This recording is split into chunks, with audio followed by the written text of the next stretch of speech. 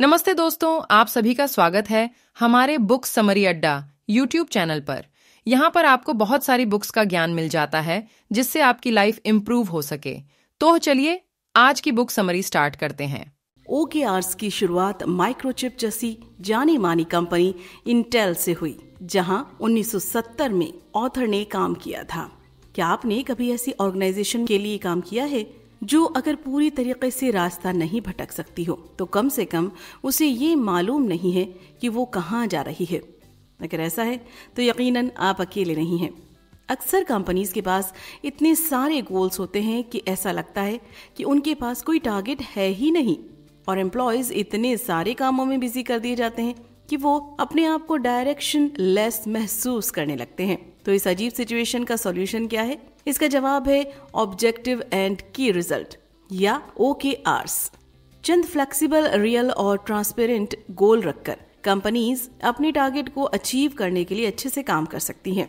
और OKRs न सिर्फ कंपनीज को आगे बढ़ने में मदद करते हैं बल्कि उनके गोल्स को ट्रैक और रीराइट करता है। ऑब्जेक्टिव और की रिजल्ट्स ग्रोथ सेंटर साइकोलॉजी को इनकरेज करते हैं, जो हर तरह की कंपनी को उसके मैनेजमेंट के बारे में सोचने में मदद करता है और इस तरीके से वो बेहतर के लिए अपने पोटेंशियल को बढ़ाते हैं।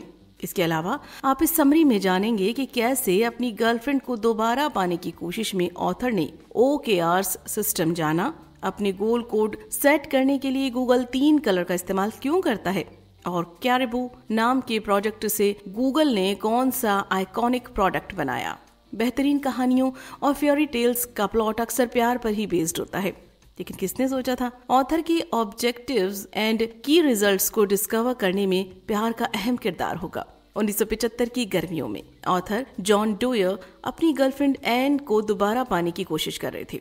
उन्हें मालूम था कि वो सिलिकॉन वैली में काम करती थी, लेकिन ऑर्गेनाइजेशन के बारे में नहीं मालूम था। हालांकि किस्मत से उन्होंने पता लगा लिया कि उनकी गर्लफ्रेंड इंटेल में काम करती है, जिस कंपनी से उन्होंने हाल ही में इंटर्नशिप की थी। ऑथर और उसकी गर्लफ्रेंड के एक साथ आ जाने से लव स्टोरी की हैप्पी एंडिंग हो जाती है।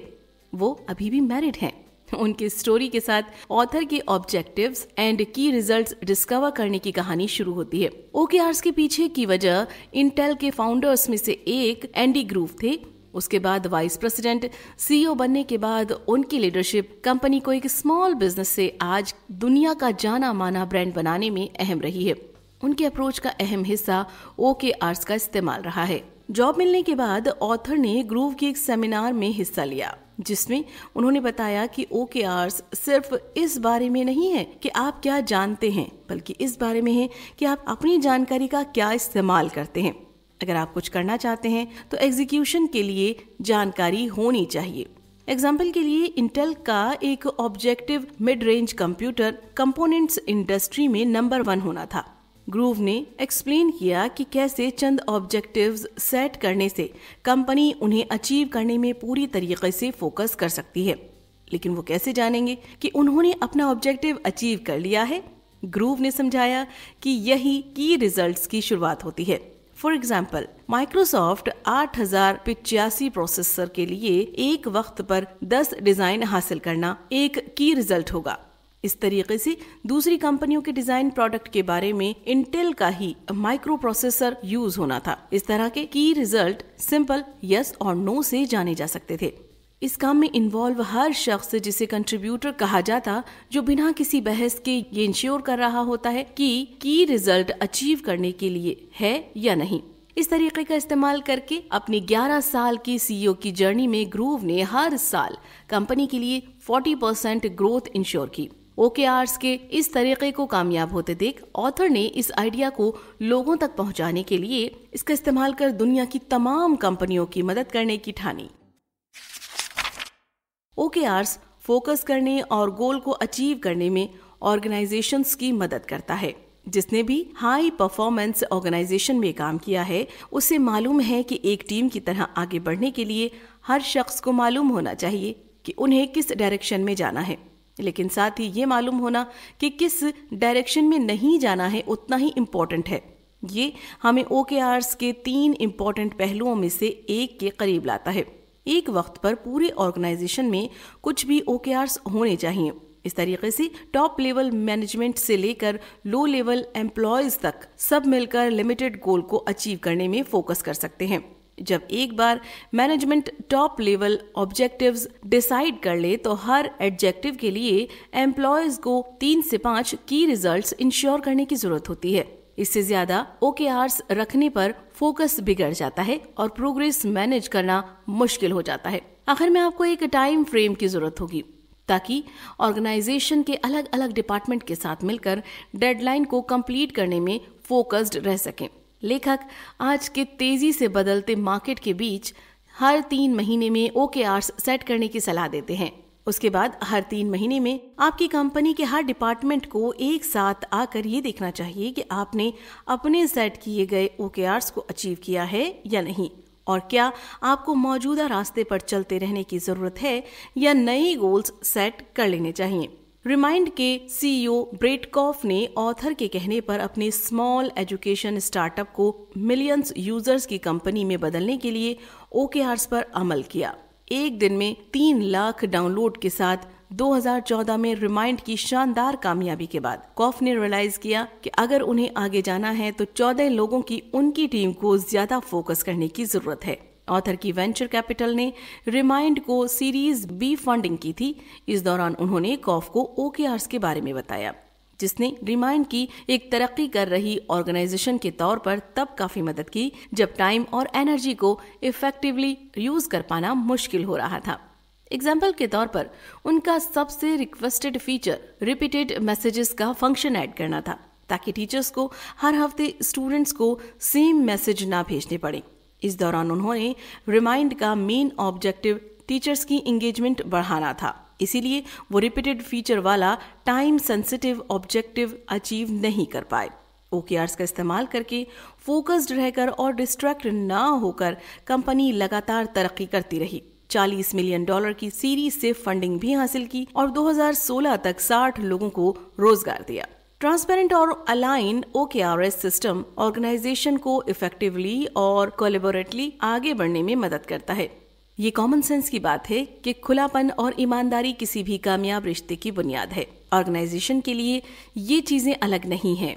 OKRs का एक इम्पोर्टेंट पहलू ये है कि आपकी ऑर्गेनाइजेशन में इनके बारे में सभी को मालूम होना चाहिए। रिसर्च बताती है कि गोल्स को लेकर ट्रांसपेरेंट रहना मोटिवेशन बढ़ाता है। 1000 अमेरिकियों के बीच किए गए एक सर्वे में पता चला कि जब उनके कोवर्कर्स को उनकी प्रोग्रेस के बारे में मालूम होता है तो वो ज्यादा मोटिवेट फील करते हैं। OKRs सिर्फ किसी ऑर्गेनाइजेशन के बिजनेस गोल से ज्यादा है।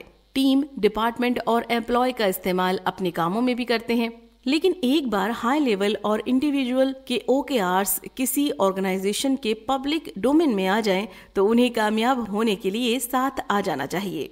इसका मतलब है एम्प्लॉय को अपने OKRs कंपनी के विजन से अलाइन करने चाहिए, जैसे कि टॉप लेवल OKRs सेट किए गए हैं। हालांकि इसका ये मतलब नहीं है कि टॉप के लोग एम्प्लॉयज के दिन भर के काम डिटेक्ट करें। इस तरीके का टॉप डाउन नजरिया वर्क प्लेस में ऑटोनॉमी को बढ़ाता है और एम्प्लॉयज को डिस्करेज करता है। ये हाइब्रिड नजरिया एस्टैब्लिश करना सबसे अच्छा है, जो टॉप डाउन और बॉटम अप दोनों ही हों। इससे इनोवेशन, ट्रांसपेरेंसी और कोलैबोरेशन बनेगा। ऐसा करने का एक तरीका गूगल का आजमाया हुआ 20% टाइम कॉन्सेप्ट है।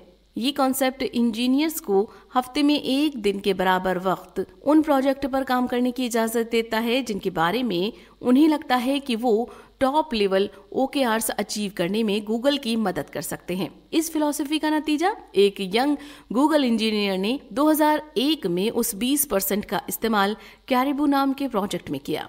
आज ये प्रोजेक्ट Gmail के नाम से जाना जाता है और ये दुनिया का सबसे पॉपुलर ईमेल क्लाइंट है। लेकिन अलाइनमेंट को जमीन पर कार्यकारी बनाना आसान नहीं होता। माइक और एल्बर्ट ली के माई फिटनेस ऐप को ही ले लीजिए। ऑथर ने 2013 में बिजनेस के लगातार ग्रोथ के लिए उन्हें OKRs का इम्पोर्टेंट समझाया। इस सिस्टम को अप्लाई करने के बाद ली ब्रदर्स को एहसास हुआ कि बहुत सारे लोगों के अपने OKRs हैं जो कंपनी के अल्टीमेट गोल से मैच नहीं खाते। डिपार्टमेंट के बीच OKRs अलाइनमेंट में कमी की वजह से अलग अलग टीमों को अपने ऑब्जेक्टिव और की रिजल्ट्स अचीव करने में प्रॉब्लम होने लगी और इससे हालात और खराब हो गए। शॉर्ट में कहा जा सकता है कि OKRs को कोऑर्डिनेशन में कमी आ रही थी। इसीलिए ली ब्रदर्स ने डिपार्टमेंट हेड के साथ हर 3 महीने की मीटिंग्स ऑर्गेनाइज की। हर डिपार्टमेंट के हेड ने मीटिंग में अपने OKR प्रेजेंट किए और ऐसे पोटेंशियल लोगों को शॉर्टलिस्ट किया जिनके कोऑर्डिनेशन से वो ऑब्जेक्टिव्स अचीव किए जा सके। ऐसा करके वो हर तिमाही ये जान सकते थे कि कहीं उनकी टीम ओवर स्ट्रेस तो नहीं हो रही और सपोर्ट के लिए वो दूसरी टीम पर डिपेंड हो सकते थे। OKRs को लगातार ट्रैक करके ऑर्गेनाइजेशंस श्योर हो सकती हैं कि वो सही डायरेक्शन में काम कर रही हैं। शायद आपको मालूम हो कि गोल्स को लिखना उन्हें अचीव करने में मददगार साबित हो सकता है। गोल्स ट्रैक करने के बारे में भी ऐसा ही कहा जा सकता है। असल में कैलिफोर्निया के एक सर्वे में पता चला कि जो दोस्त अपनी गोल्स लिखते हैं और अपने दोस्त के साथ वीकली बेसिस पर शेयर करते हैं, उनके ऑब्जेक्टिव्स अचीव करने के चांसेस 43% ज्यादा हो सकते हैं। ऑर्गेनाइजेशनल OKRs के साथ भी ऐसा ही होता है। मिसाल के तौर पर गूगल हर महीने मीटिंग करती है जहां पर एम्प्लॉयज बताते हैं कि वो अपने OKRs के लिए किस तरीके से आगे बढ़ रहे हैं। न सिर्फ प्रोग्रेस डिस्कस की जाती है बल्कि सामने आ रही परेशानियों को भी शेयर किया जाता है और उसी के हिसाब से की रिजल्ट्स अपडेट किए जाते हैं। मीटिंग के दौरान और तिमाही OKRs के लाइफ साइकिल में OKRs कंट्रीब्यूटर्स के पास 4 ऑप्शन होते हैं: कंटिन्यू, अपडेट, स्टार्ट और स्टॉप। अगर ऑब्जेक्टिव ट्रैक पर है तो कंटिन्यू करना ठीक है, लेकिन अगर किसी वजह से की रिजल्ट अचीव नहीं किया जा सकता तो बेहतर है कि टॉप लेवल को इन्फॉर्म किया जाए और नए ऑब्जेक्टिव्स सेट किए जाएं। क्वार्टर के बीच में नए OKRs से शुरू करना जरूरी हो सकता है और कभी कभी नाकाम OKRs को काम के बीच में ही छोड़ दिए जाने की जरूरत होती है। एक बार रिमाइंड के ब्रेडकॉफ को peer to peer payment system के OKRs को बीच में ही रोकना पड़ा था। उन्होंने इसे कामयाब होते नहीं देखा क्योंकि ये कोई खास प्रॉब्लम सॉल्व नहीं कर पा रहा था और इसीलिए उन्होंने इस ऑब्जेक्टिव को फौरन कैंसिल कर दिया था। उसे हटाकर उन्होंने आगे बढ़ने के लिए नया OKR सेट किया, एक ऐसा फीचर बनाया जिसके जरिए टीचर्स स्टूडेंट से पूछ सकें कि वो स्कूल इवेंट में पार्टिसिपेट करेंगे या नहीं। ये काफी कामयाब रहा। फिर भी एक OKRs कंट्रीब्यूटर ये कैसे जाने कि रिजल्ट अचीव करने में वो कहां तक पहुंचा। गूगल 0.10 कलर कोडेड स्केल का इस्तेमाल करता है जिसकी मदद से कंट्रीब्यूटर्स ये पता लगा सकते हैं कि उन्होंने कोई भी की रिजल्ट कितनी कामयाबी से अचीव किया है। 0.0 से 0.3 का मतलब है कि कोई प्रोग्रेस नहीं हुई है। 0.4 से 0.6 का मतलब है कि प्रोग्रेस तो हुई है लेकिन की रिजल्ट अचीव नहीं किया जा सका। 0.7 से 0.10 इस बात का साइन है कि की रिजल्ट सक्सेसफुली अचीव कर लिया गया है। इंटेल ने भी कुछ ऐसा ही स्कोरिंग सिस्टम बनाया था जब 1980 में कंपनी ये दिखाना चाहती थी कि उनके 8086 चिपसेट की परफॉर्मेंस किसी भी माइक्रो प्रोसेसर से बेहतर है तो तिमाही खत्म होने तक 500 सैंपल इसके अरिथमेटिक को प्रोसेसर को भेजना एक की रिजल्ट सेट किया गया।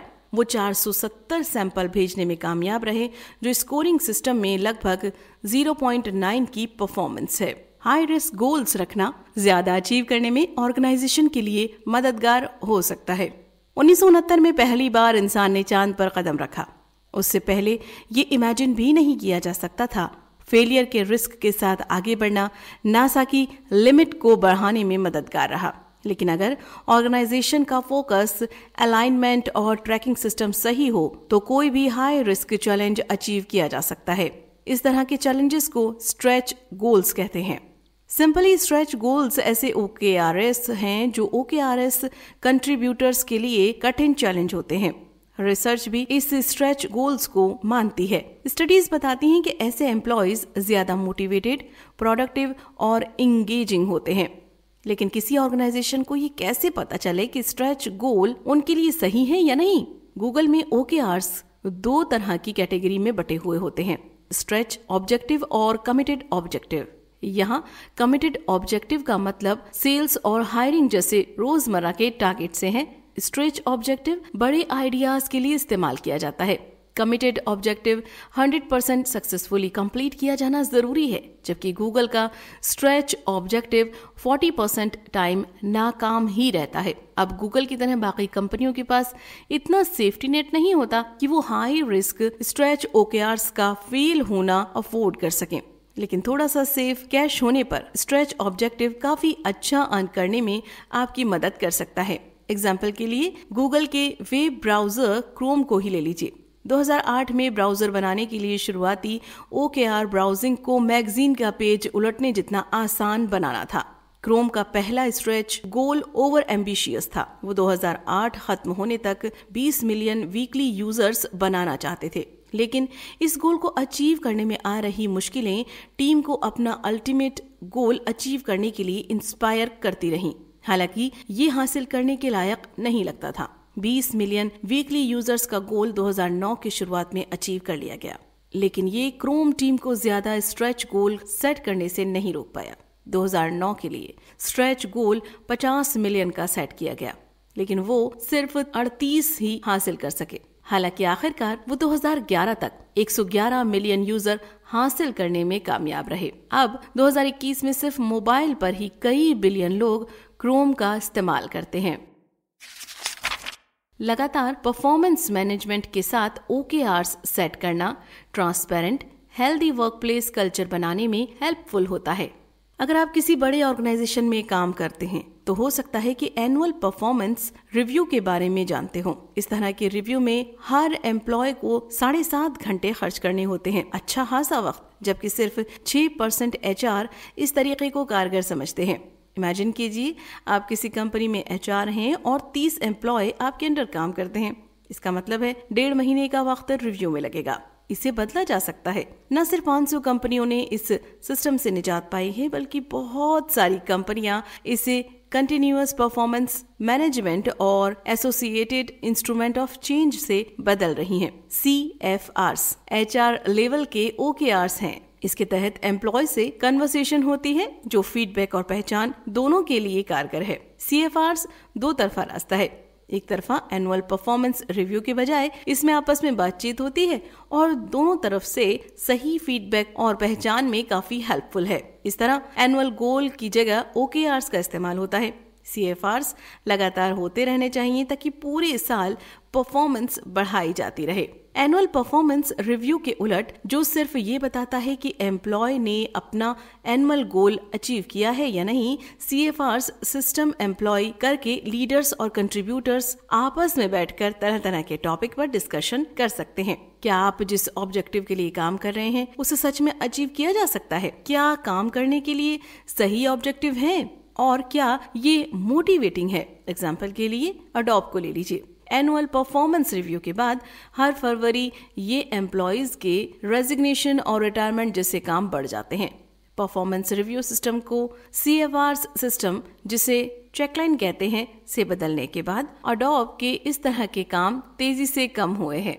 अब ये क्लियर हो जाना चाहिए कि OKRs और CFRs सिस्टम का किसी भी ऑर्गेनाइजेशन में इस्तेमाल बिना किसी शक वर्कप्लेस कल्चर में अपनी बेहतर हिस्सेदारी निभाएगा। कंट्रीब्यूटर्स की एक टीम जो एक ही गोल के लिए काम कर रही हो, उसके साथ ट्रांसपेरेंट कम्युनिकेशन और इंडिविजुअल जवाबदेही किसी भी ऑर्गेनाइजेशन की परफॉर्मेंस बढ़ाने के लिए काफी होना चाहिए। जहां OKRs कंट्रीब्यूटर्स को मीनिंगफुल गोल्स प्रोवाइड करते हैं, वहीं CFRs इसे पूरा करने में इम्पोर्टेंट रोल निभाते हैं। एम्बिशियस स्ट्रेच थिंकिंग के साथ ऑर्गेनाइजेशंस ऐसी तकनीक का इस्तेमाल तारों तक पहुंचने में करती हैं और ये वर्क प्लेस को पॉजिटिव और पीपल ओरिएंटेड भी बनाता है। आखिरकार वो ऑर्गेनाइजेशन जो अपने एम्प्लॉय के साथ पार्टनर जैसा बर्ताव करते हैं वो ज्यादा कामयाब होते हैं। ऑब्जेक्टिव एंड की रिजल्ट्स ऐसे बेहतरीन तरीके हैं जो मैनेजमेंट के लिए अपना नजरिया बदलने में ऑर्गेनाइजेशन की मदद करते हैं। ईयरली गोल सेट करने के बजाय OKRs के जरिए ऑर्गेनाइजेशंस और उनकी टीम अकाउंटेबल और ट्रांसपेरेंट तरीके से गोल सेट, ट्रैक और अचीव कर सकते हैं। और जब साल में एक बार की रिव्यू के बजाय एम्प्लॉयज से लगातार बातचीत की जाती है तो इससे हेल्दी वर्कप्लेस कल्चर बनता है। क्या करें? जब ऑर्गेनाइजेशन में ऑब्जेक्टिव सेट करने की बात आती है तो याद रखिए लेस इज मोर। गूगल के को-फाउंडर लैरी पेज कहते हैं, put more would behind one arrow, इसका मतलब है एक ऑब्जेक्टिव रखकर कई की रिजल्ट अचीव कीजिए। इनोवेशन को डिफाइन करते हुए स्टीव जॉब्स ने कहा था, इनोवेशन का मतलब 1000 चीजों को ना कहना है।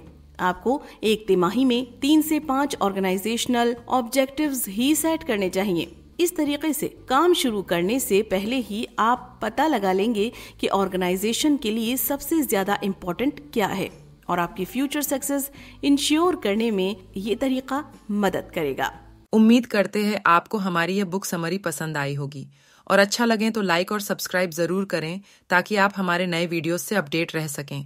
फिर मिलते हैं अगली वीडियो में। धन्यवाद।